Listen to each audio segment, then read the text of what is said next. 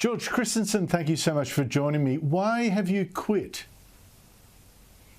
Oh, well, Andrew, there's a few reasons. I mean, there are some personal family reasons. I've got a newborn daughter, 9 months old now, and I want to spend a lot more time with her and the wife. And I think that, unfortunately, political life in Canberra it isn't that conducive to new family life. So that's one thing. But it does have to be said, as I've said publicly already, that I get a feeling that politics is broken, and I can unpack that a bit, but politics is broken because we've got the mainstream media and a whole host of other institutions, Scott Morrison calls them the Canberra bubble, that have got their tentacles wrapped around the system. And it's very hard to get the conservative agenda moving forward when those tentacles are wrapped around that system.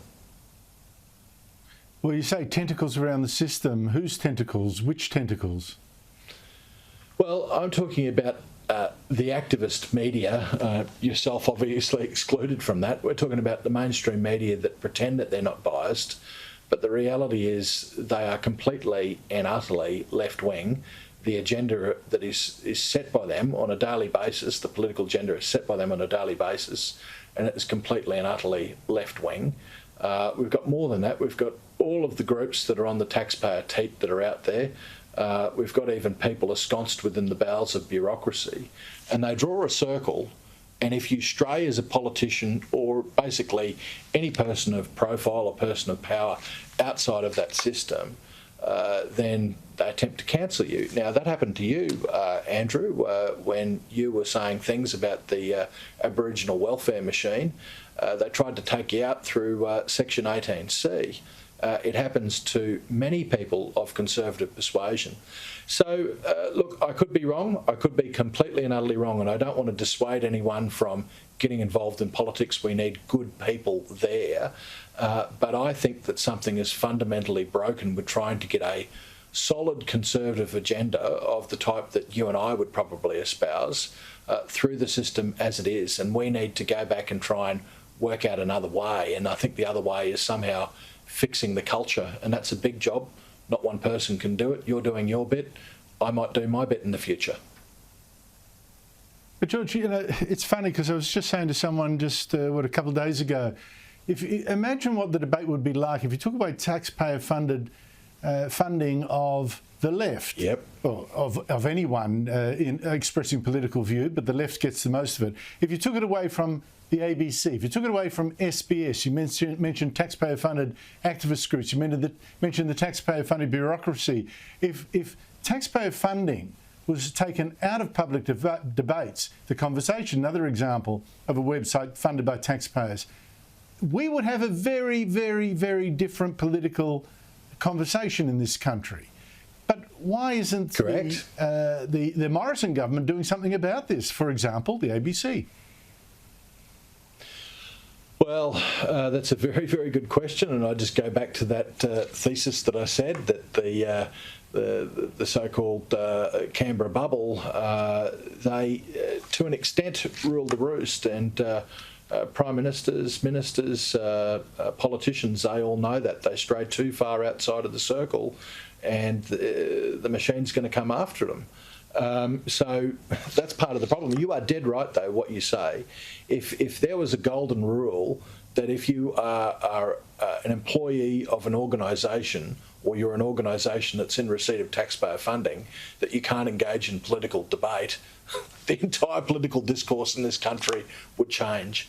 And that says something. Completely. The Australia Council, if it was forced to be neutral, George, I mean, it's so extraordinary. The left would be absolutely nowhere without taxpayer funding. It's incredible how so much funding goes to promoting the left agenda, including through schools, and not the conservative one. It is just absolutely incredible. But how does it help the fight for you to step out of it?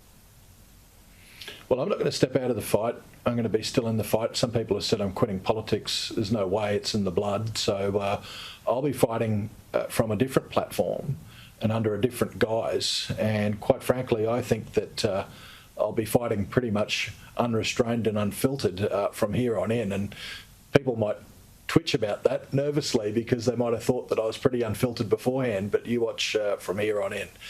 You're right, we need to do something about all these groups. Perhaps that is step one in the fight, is changing the dynamics by ensuring that people who are on the taxpayer teat, organisations that are on the taxpayer teat, can't be political. That would fix a lot of problems straight up. And George, when you say you're fighting, you'll be fighting through different forms. Are you talking about the internet, social media? What are you talking about? Yeah, well, if I'm not cancelled from that, as Craig Kelly has been, but yes, I'll continue as a private citizen, as perhaps a keyboard warrior activist myself, out there talking and trying to convince people of the need for a cultural shift in this country, if anything is to happen. Well, talking about cultural change, George, the Liberal and National government was at one stage led by Malcolm Turnbull, now revealing is actually more left than the Labor Party on many issues. But even under Scott Morrison, it is giving up on global warming. What has happened to your government? Yeah, well, I'm in the National Party, but let me just say I completely and utterly disagree with this net zero emissions thing. And quite frankly, that is just pandering to the left, pandering to people who won't vote for us, quite frankly. Net zero emissions means net zero jobs in places like the electorate that I currently represent. And again, over the course of the next 6 to 12 months, while there's still breath in me and while I still have a spot down there in Canberra, that's the message that I'm going to be telling the government. We've got to get back to the issues that matter rather than pandering to people on the left. I don't know how I'm going to go. I'm going to do it in an unfiltered way because I really, quite frankly, don't care about any media reports anymore, or you know, whether people are going to vote for me or against me, because they're not going to vote on me at all. So you know, we'll see what happens. But you're right. We need to get back to being a solid Conservative government. The signs are there. I'm going to say, particularly what we've seen from Peter Dutton as Defence Minister over the course of the last week, him tackling China head on and restoring those citation medals that were wrongfully stripped of our special operation forces was a really good move, and I hope we see more of that from the government, because that's the kind of stuff that's going to get us re-elected. George Christensen, good luck to you. Thank you so much. Thank you, Andrew.